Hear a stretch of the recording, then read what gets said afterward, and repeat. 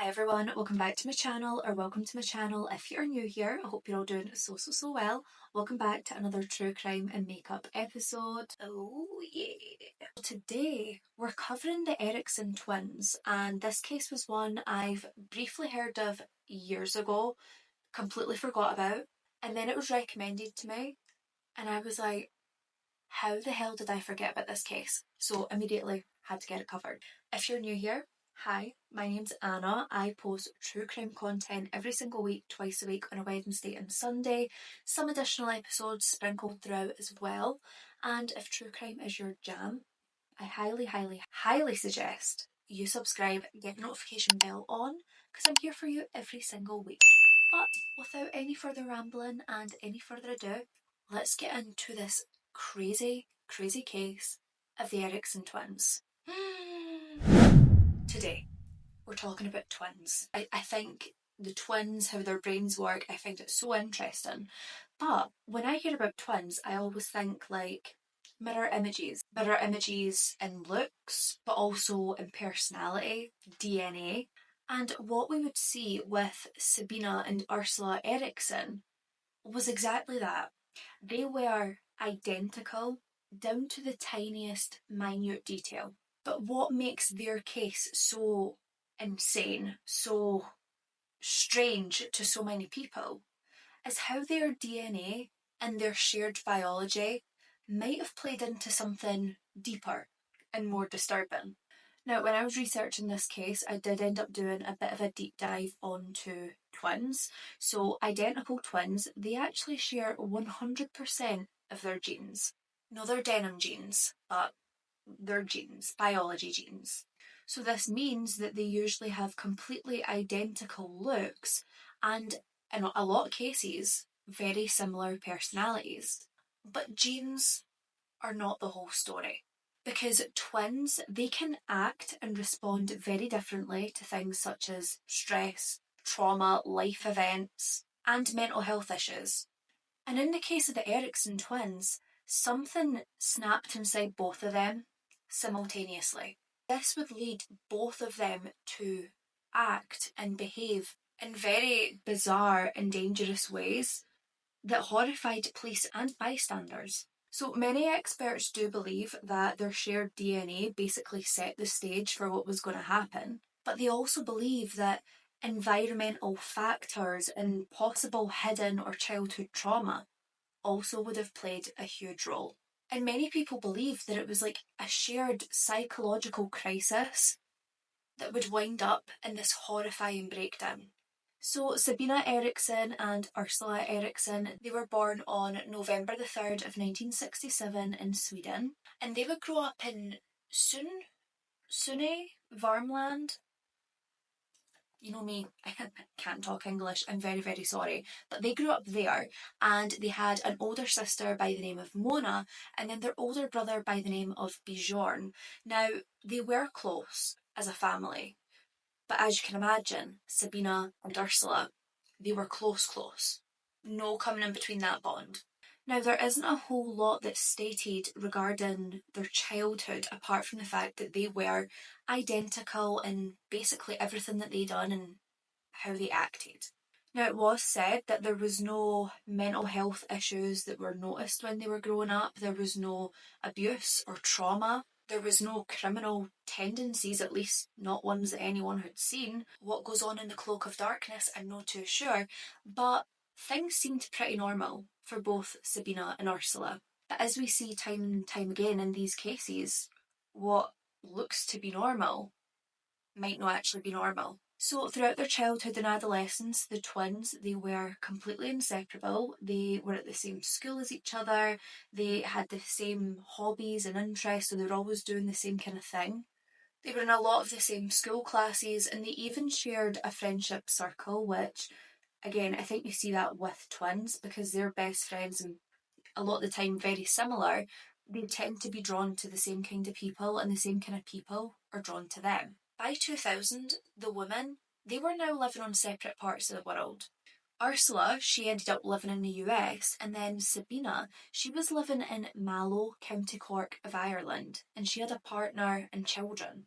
And I know that sisters can't live in each other's back pockets. I'm not saying that they had to be with each other all the time, but I don't know, it surprised me. I think because the twins that I know in my life, they've all sort of like moved out and moved on, but they're very, very close to each other, so they can still see each other like every day or every other day. So I don't know. I've never really heard of it that way. Now, of course, whilst they live separately and in different areas of the world, they still kept in contact. It was distant contact, like phone calls and things like that, but they were still speaking. And it does get to a point with the sisters where they really start to miss each other. So in 2008, Ursula, who's in the US, she decides that she's going to come over and visit Sabina in Ireland. Ireland? Why did I say it like that? Ireland. It would be when Ursula came to visit, all hell breaks loose. Everything goes down south. Because the pair, once again, they are inseparable, which sounds great, like family reunited, yay. But it's not. This is a dangerous combination at this point.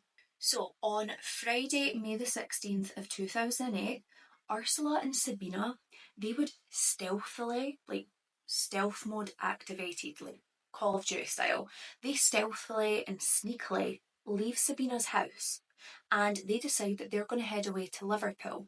So they arrive in Liverpool the next morning around 8:30. Many people believe they must have taken the ferry, but they've never actually confirmed it. But no, due to the travel time, I reckon it's been by ferry. So now they're in Liverpool, England, and the sisters, when they arrive, they waste no time in doing what they need to do. So instead of going to see the sights, maybe going for breakfast, thinking about their day plans, being tourists for the day, they make a beeline for the police station. They go to St Anne Street Police Station and they basically file can't talk. They file a oh my god. I'm just trying to say they file a report. They file a report with the police, and this report basically says that they're having major concerns for the safety of Sabina's children. Why? Like, is this an abusive relationship? Is there something going on at home? The police are trying to get all this information and they're asking the woman, why didn't you feel comfortable reporting this in Ireland? Like, why have you came all the way to Liverpool to file a complaint or a report, a concern? And the women don't really give an answer. They're just like, yeah, right, but can we just file it here, please? So the police, they end up contacting the Dublin police, so in Ireland, and they say, we've got these two women in, they're expressing concerns over Sabina's children's safety. What's going on here? Do you know anything about it? And the Dublin police, they say, well, we do have a report that there was quite a big argument between Sabina and her partner last night. And when the police start asking more questions, Sabina and Ursula, they're like, that's not why I came here. I don't want the third degree, I just want to make my report and leave. So they're not hanging around. And they're just thinking places to be, people to see. So they take off again. And this time they were going to try and head to London via coach. It would be around 11:30 a.m. where they would board the National Express coach and they would make their way toward London. However, they wouldn't make it to London through their own doing. At first, when the sisters are on this coach, it seems like everything's fine. People are just getting where they need to go. But then both of them start complaining that they're feeling very, very ill, so ill that they need to disembark the bus. So this bus driver, the coach driver, he pulls over at a service station along the motorway. So the sisters, they jump off the bus. They're at this service station. They decide they're going to get out, like stretch their legs, get a bit fresh air, and then they're going to get back on the bus. When they're trying to get back on the bus, the driver's basically like, let me stop you there.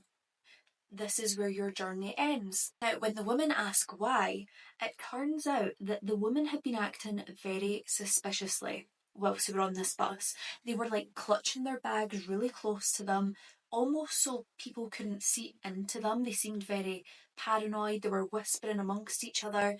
And this driver's thinking, what's concealed in the handbag? Let me see inside the handbag. And he did ask, can I check your handbag just so we can all relax? And they say no. no way, you cannot check my handbag. And like, don't get me wrong, I know it's their right, you don't have to hand over your handbag to be checked, but if you're acting weird and acting like you could be concealing something illegal or deadly, if you're not, just show them. Just show them what's in the bag. Then we can all get on the bus and continue our journey. So because they're not showing what's in the bag and because of their behaviour, the driver says to them, you know, this is it, you're not getting back on the bus. You'll need to find your own way to London because I'm not driving you. So then the driver, he makes the service station manager aware of their behaviour, that they're a bit strange, that he should keep a watchful eye on them. And it wouldn't be too long before this service station manager was starting to feel very, very uneasy around these women. They were just exhibiting really concerning, delirious behaviour that was just really alarming to the manager. So ultimately they decide that they're going to have to phone the police for their well-being and also for the sisters because they don't know what's wrong. Sorry, I'm still dealing with a sore throat, so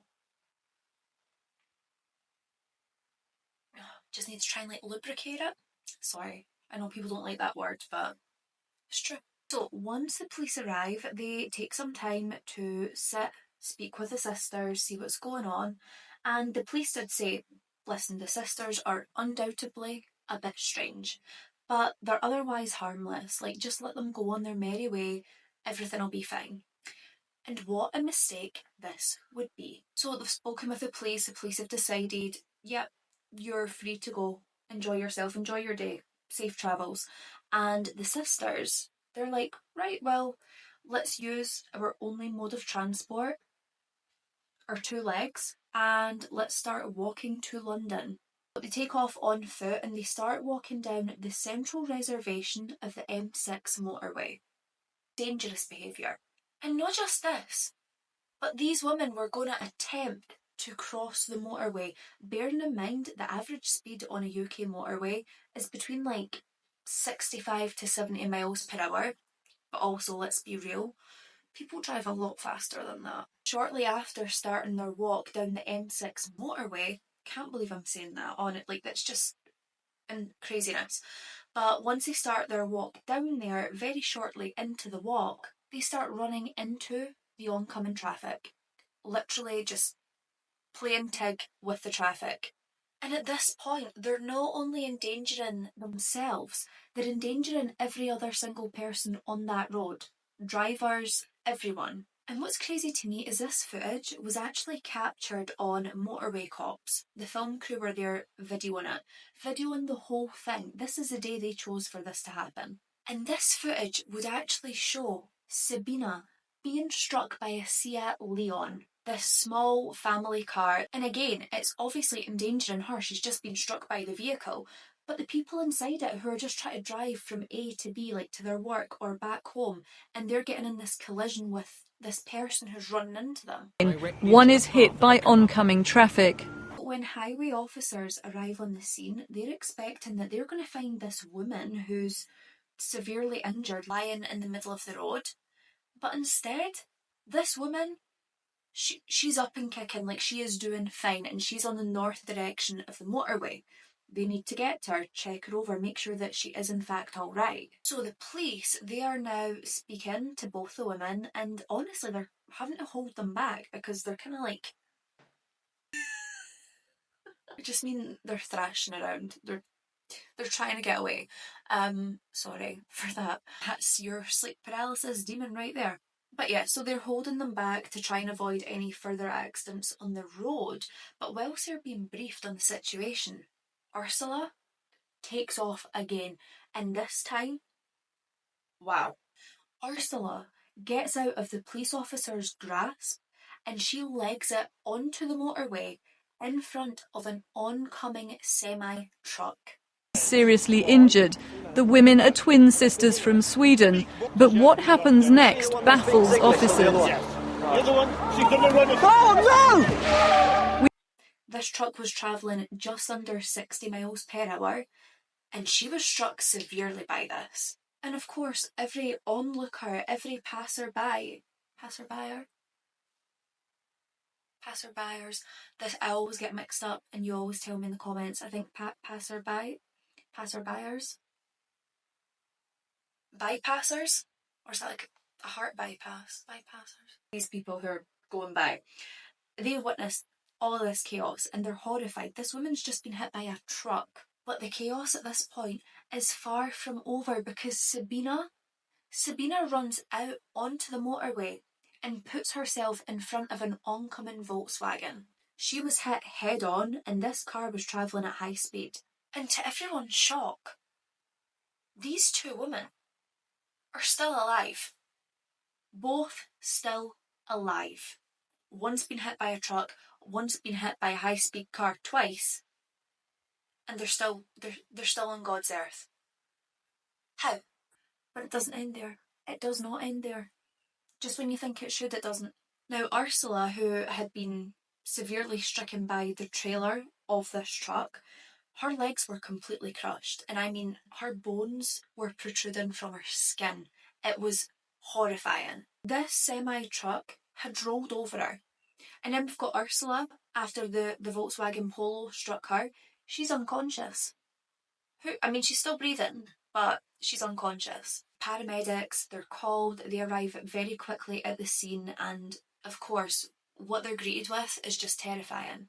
Two young women here whose lives they need to try and save. So they rush to the woman's aid, and yet again, something would happen that no one would expect.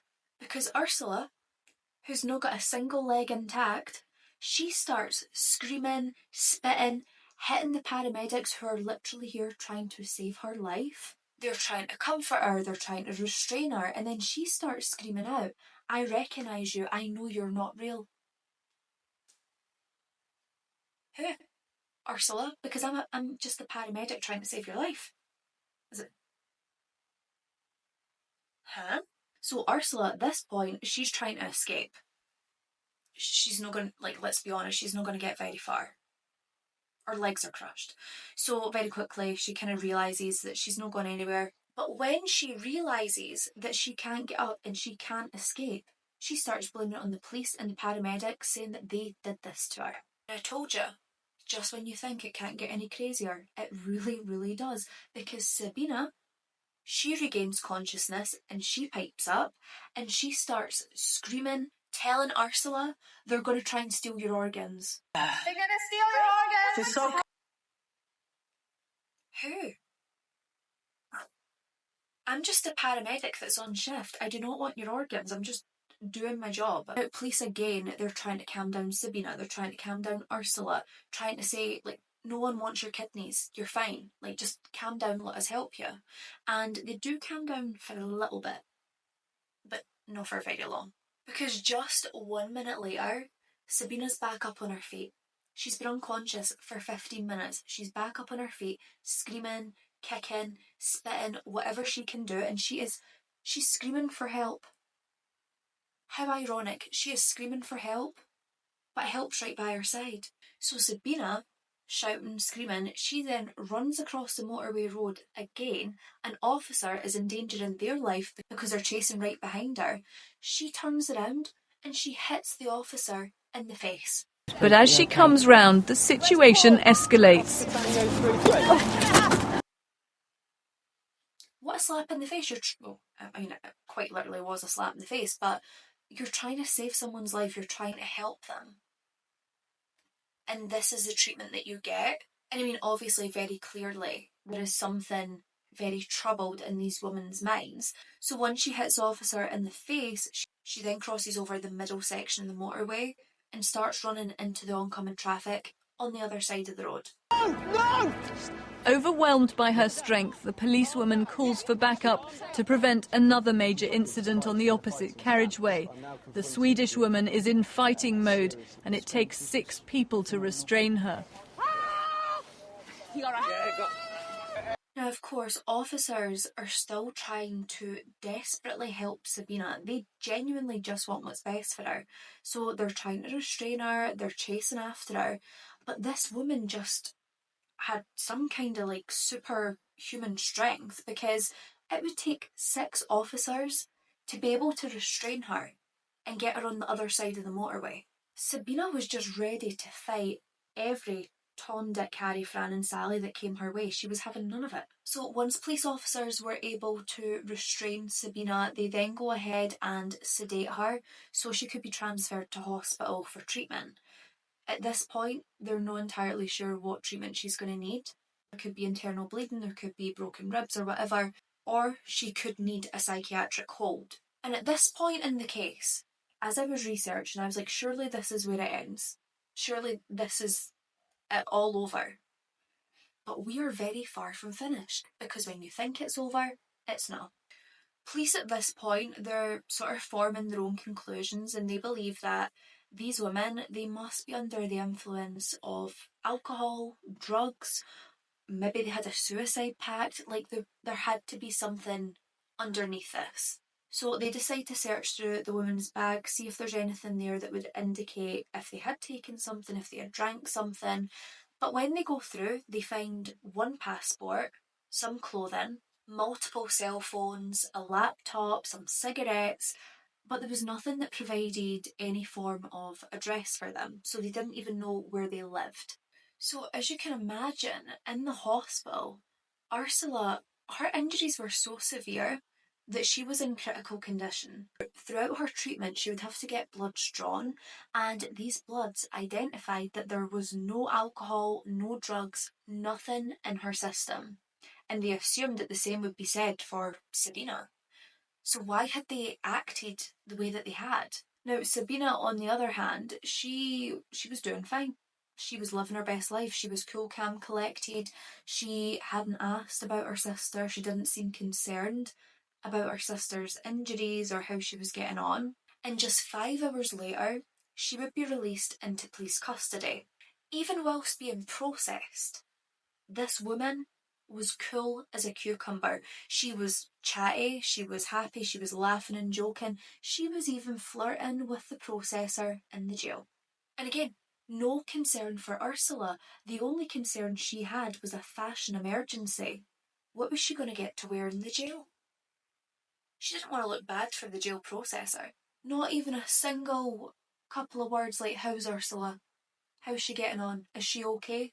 Nothing. No concern. So the police, when they are speaking to Sabina, they're asking her a lot of questions, a lot of personal things, specifically regarding her mental state. They ask if she's suffering from any mental health issues. Is she having any suicidal thoughts or feelings? Is that what today was? Has she ever thought of harming herself? And Sabina was honestly quite shocked when the police had asked her this. And she replied saying, no sir, I would never do that. Never.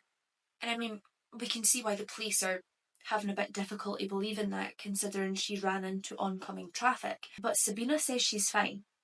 And at this point, she does seem to be behaving a bit more normal, a bit less erratic. So Sabina, she would plead guilty for trespass on the motorway and also for hitting a police officer. And because she had pled guilty, this meant that she didn't get a full psychiatric evaluation. Which is like, oh, come on. Like, quite clearly this woman is unwell. Now, she was only given the sentence of 1 day in custody, and because she had been there all night, the sentence was basically served and she was free to go. Now, Sabina, when she was released, she wasn't given a place to stay. She wasn't directed to a certain place, so she was just wandering about Stoke-on-Trent. She had no idea where she was or any facilities nearby, and she never knew anyone either. But then around 7:40 p.m, she had spotted 2 men out who were walking a dog. So these men were 54-year-old Glenn Hollinshead and his friend Peter Malloy. Now, they're both very friendly men. They stop, they talk to Sabina because she looked like she needed someone to talk to. And Sabina's just standing, petting the dog, having a good old chit chat. And she asks the men if they are aware of anywhere that she could go and stay, somewhere she could sleep for the night, get some food. But the men say, listen, there's nothing close by. Like, it'll be quite a trek for you to get anywhere. And Glenn Hollinshead, he's a very kind, very generous man. And he says to Sabina, listen, if you need somewhere to stay tonight, you can stay at mine until you, like, figure something out. Sabina accepts this. She has nowhere to stay. Glenn's a nice guy. Why not? Both men did agree that there was something that seemed a bit off about Sabina.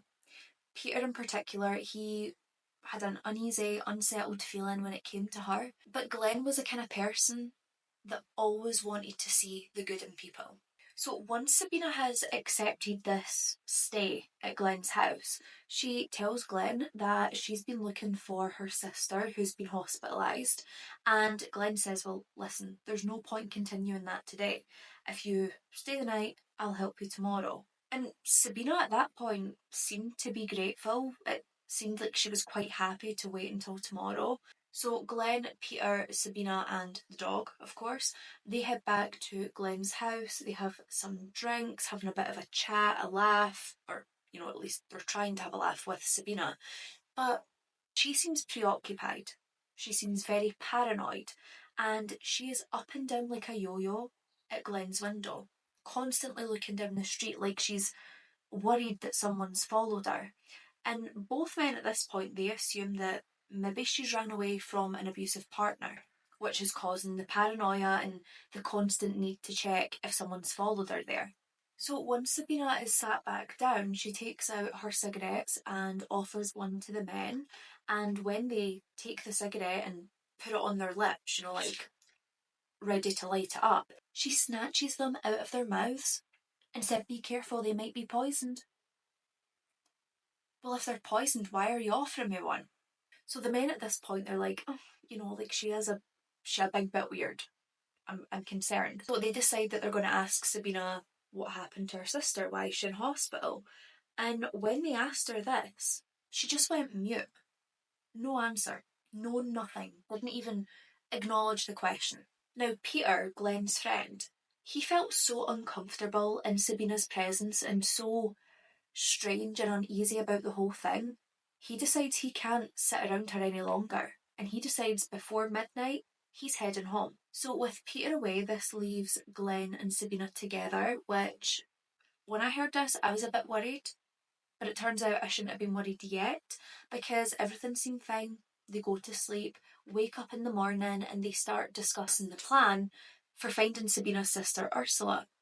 And honestly, Glenn is so helpful. He's phoning his brother who works in the local hospital. He's asking, do you know where she would go for injuries like this? Like, do you have any idea? He's properly doing everything that he can to try and help out Sabina. And what is just so awful and disturbing in this case is a man like Glenn who showed someone that he didn't even know so much kindness and a willingness to help.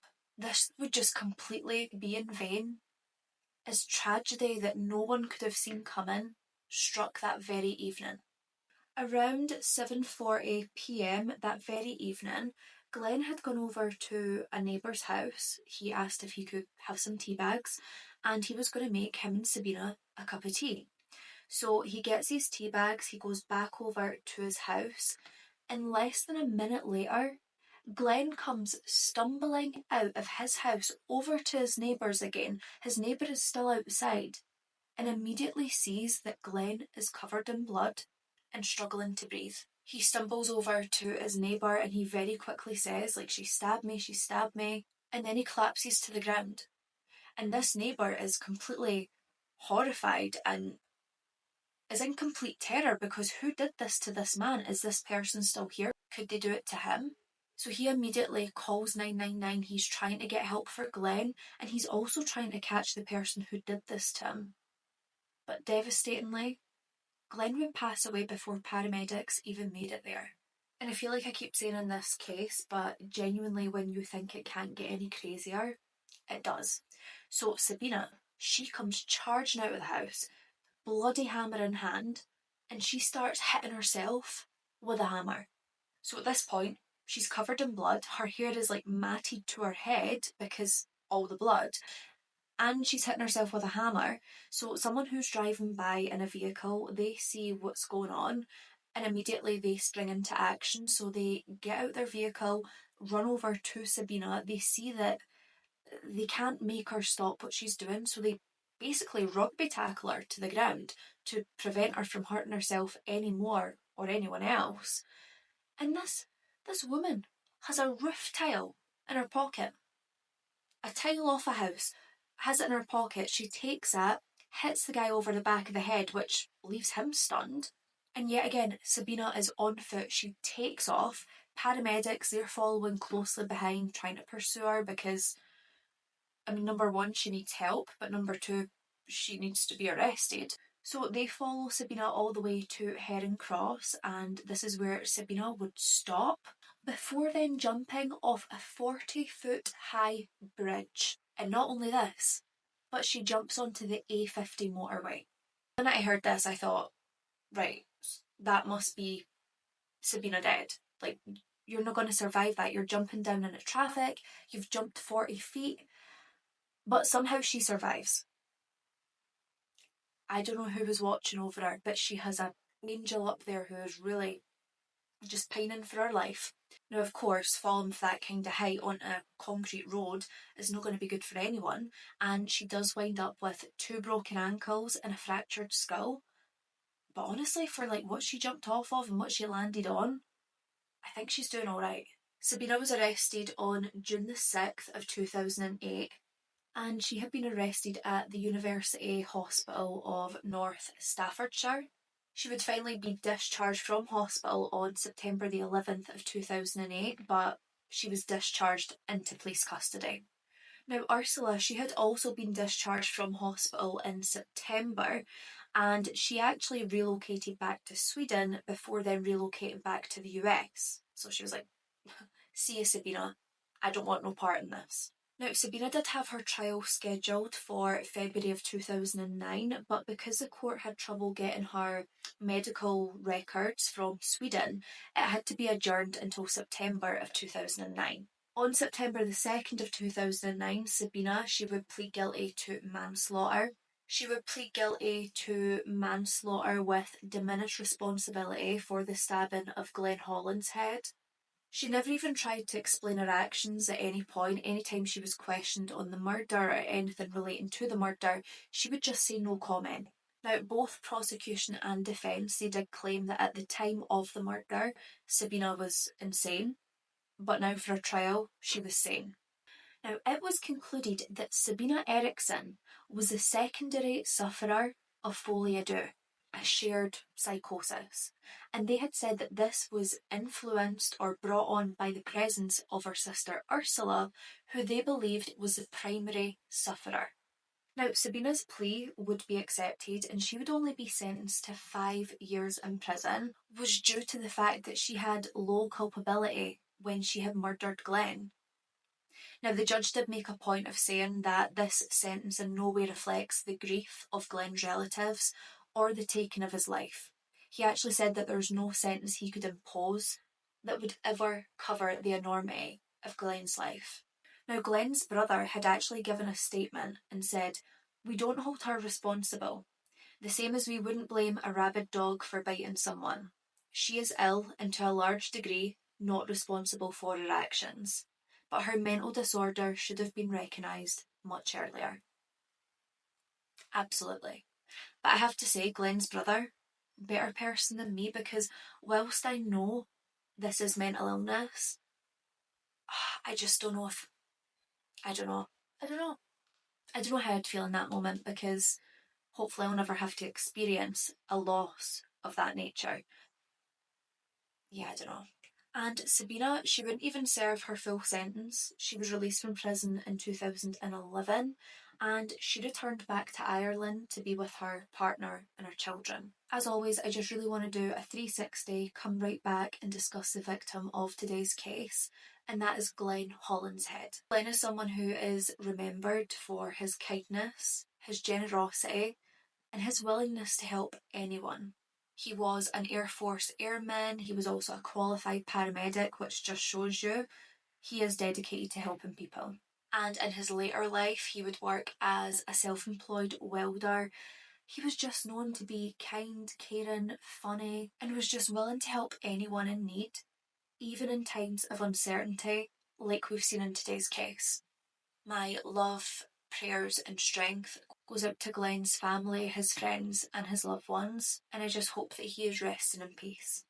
But that is it for today's true crime and makeup episode. I do hope this one was interesting for you. It was a bit different because I feel like right now I've been so focused on serial killers and mass murders and stuff like that, so I just wanted to cover something a bit different. Now, if you do enjoy my content, it would mean the absolute world to me if you could please leave a like, leave a comment, subscribe, share the video if you feel obliged, only if you enjoyed it. Any details you need regarding me, myself and I, they can all be found down below in the description alongside any details of products used on my face today. But that is it for today's case. Please, please, please remember, be a good person. Do not be a bad person. Stay safe. Look after each other. And I'll see you in the next one. Bye!